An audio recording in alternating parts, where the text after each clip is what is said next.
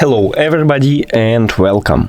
In this video I will show you how to pair your headphones JBL Live Flex 3 with your Android device. You have to start by open settings. Excuse me. Then you should go to connected devices. Now click pair new device. Then open the case and it should enter to pairing mode automatically. And now we should see these headphones at the list. Yeah, and we have it. So just click on it, pair, and we did it.